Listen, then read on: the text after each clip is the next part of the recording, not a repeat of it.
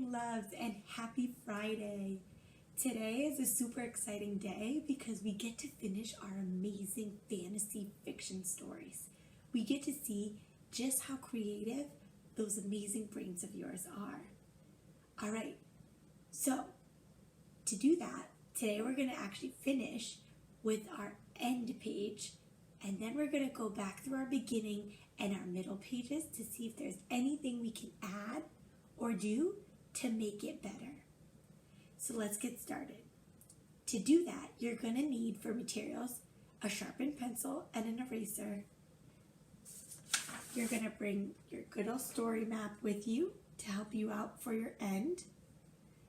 And you're going to bring your ending page. Go ahead and do that now. Remember, if you challenged yourself to add a lesson to your story, you need to make sure that the lesson is clear when you finish your story today. Now, this is key. You do not need to write the lesson out. What I mean by that is you do not need to write the lesson learned is, the lesson is. Now, some stories do that, right? We read about some folk tales that do that and fables, but most stories don't. You want the reader to figure it out on their own. If your story does not have a lesson, how does your story end? Because it has to have an ending. It all needs to come together. How was the problem solved? I want you to be thinking of these things as you're writing your end today so that your book can end in a clear way. All right, let's get started.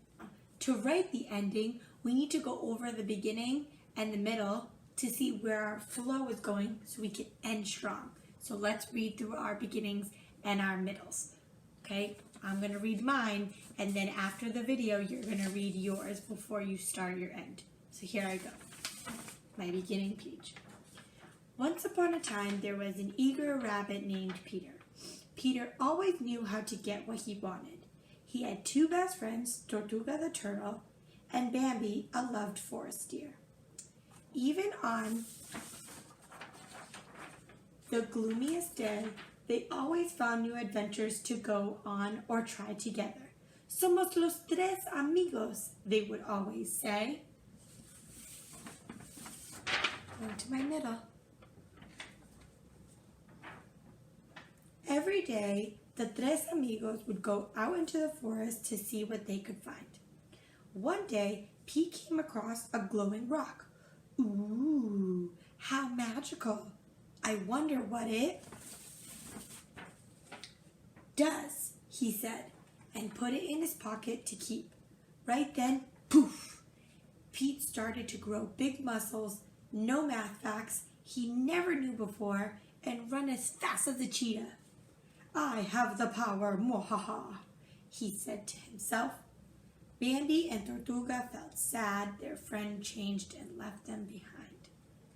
Okay, after you read your beginning and middle, you're thinking, does my reader know who my characters are? All of them? Do they understand where the story takes place and when, the setting? Do they know the problem? They need to know those things before you write your ending. So double check your work and see if yours has all those things, and I'm checking mine. Okay, so I have Pete, Tortuga, Bambi. I know they're in a forest. Okay, I know that it's a dark, gloomy day. And I know that the problem is that Pete leaves his friends behind and uses his power for himself. Okay? So now I know I have everything, so I'm ready to write my ending. Hopefully you are too. If you need a little more time, it is okay. Go ahead and take that time now. Now the fun part. You're like, finally, Miss Andros. Okay. You're going to take out your story map, and today we're going over the last two boxes, which is the solution, how the problem was solved, and the lesson the main character learns. So your goal today in your writing is to get your reader to learn this lesson without telling them this is the lesson. All right? So I look over mine. Bambi and Tortuga came up with an idea of an obstacle course Pete could do to use his powers to help the forest. Okay, so now I have that in my brain. So now I'm going to grab my ending paper.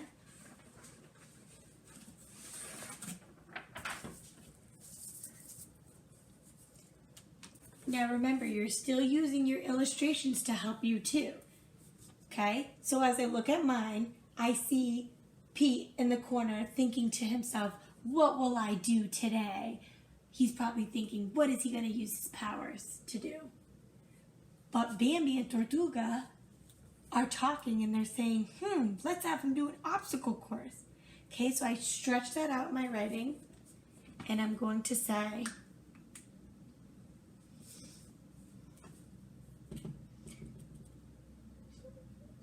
while Pete thought about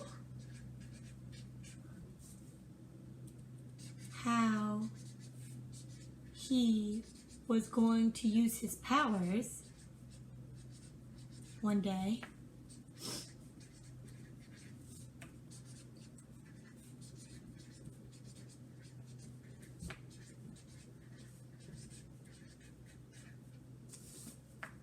his friends,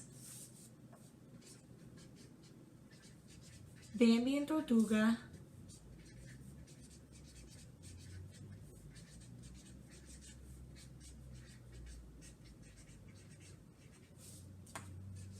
made a plan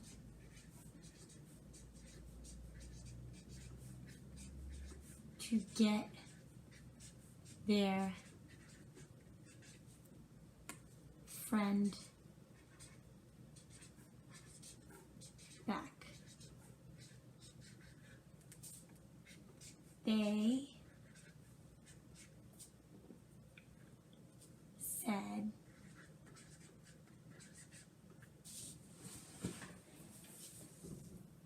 now if you need more paper, that's okay too. So I'm gonna go get some, and if you need some, you can get some too.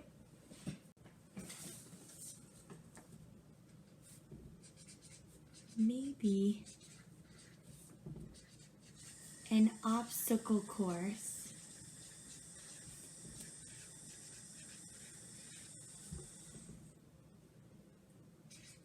of things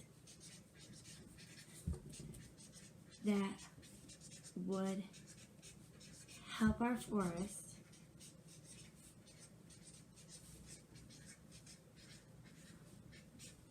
maybe an obstacle course of things that would help our forest would help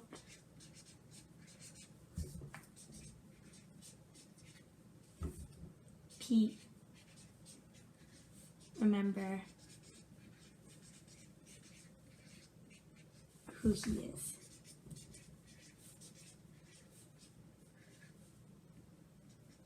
And I say that because if he wasn't sharing his powers, then that means he changed from who he was in the beginning of the story, right? Okay. What a great idea. And as I look at my illustration again, to help me, I look at Pete going through the obstacle course. I look at him smiling. Okay, so he's excited. And in the end, he says, helping feels good. And his friends say, we're so glad you're back. Okay, so he learned that it's clear from my picture, he learned it's a good thing to help others. So I want to translate that message and bring it into my writing. So I'm going to say, what a great idea.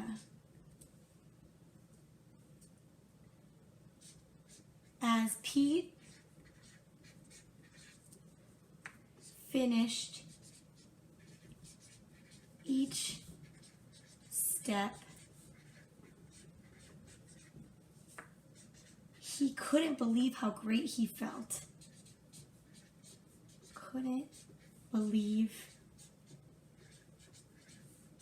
how great he felt giving back to his home.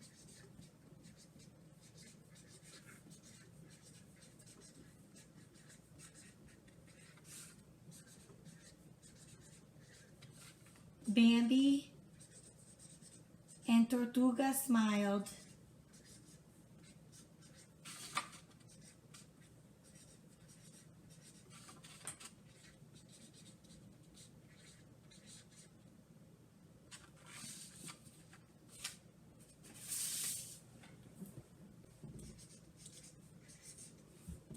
And said, Los tres amigos are back.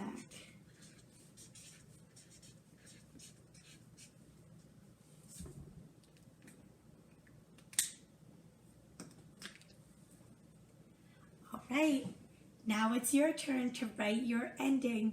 Remember, it has to match your illustration, and you can use your story map to help you.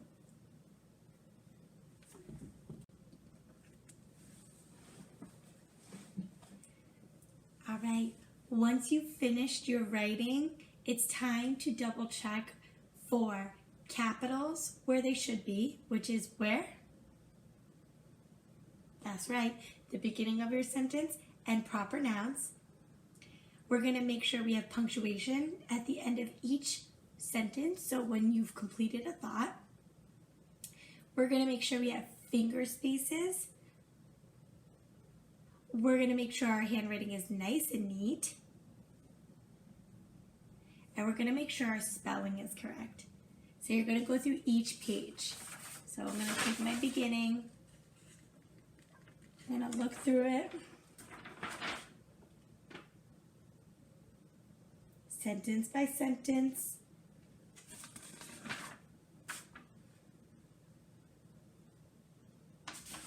Remember, if you're adding dialogue, you have to add quotation marks so we know that's when your characters are speaking to each other. Okay, so I'm looking at each page for all of those things. Seeing if it matches the picture, and if I need or want to add anything to make it better, because this would be the time. Okay. Look at my end page. I spotted something I need to fix. So, right where it says friend, I know I'm missing an I, so taking a different color marker so you can see that I just add it in, and it's okay because nothing is perfect. This is how we learn. Now where it says to get their friend back, that's a complete thought. So where I end it, there needs to be a punctuation mark. So I'm going to circle it so you can see it in the picture. There needs to be a period right there. Okay? Which means that when I start my next sentence, this has to be what kind of letter? That's right, a capital, because it's the beginning. So I can put it either right on top, or you can cross it off and write it to the side like this. I'll show you so you can see both. And notice everything else is neat, so my reader can read it. My heart words are spelled correctly. And I write from the beginning of the line all the way to the end so that I'm using all the space I have.